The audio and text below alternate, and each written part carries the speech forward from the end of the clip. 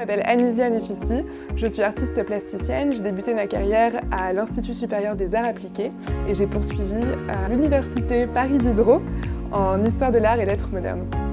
J'ai toujours créé depuis mon plus jeune âge. J'ai toujours peint, dessiné, imaginé des choses, fait des mini-expositions depuis que je suis toute petite.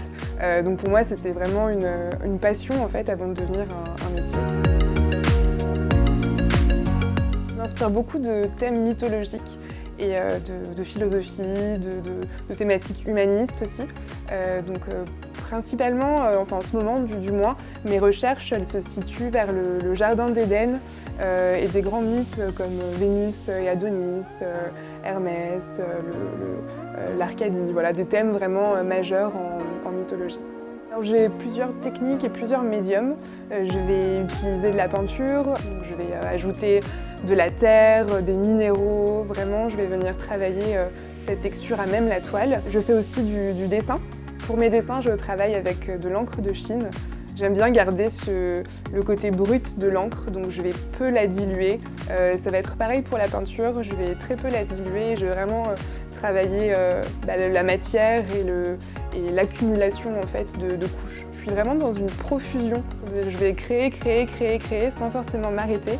Et c'est en fait ensuite que je vais juger un petit peu si le dessin me paraît acceptable ou pas. Alors actuellement, je travaille sur un nouveau médium. Je travaille autour du thème des nuages. J'ai envie de créer des installations qui vont résonner en fait avec ce travail de mousse. Je me fie beaucoup à mon état d'esprit. C'est vrai que ma palette de couleurs, par exemple, peut totalement changer, qu'on soit en hiver ou en été, où je vais en été peut-être être plus fun, plus happy, donc je vais choisir des couleurs un peu plus vives, alors qu'en hiver, on va être sur des choses un peu plus sombres peut-être.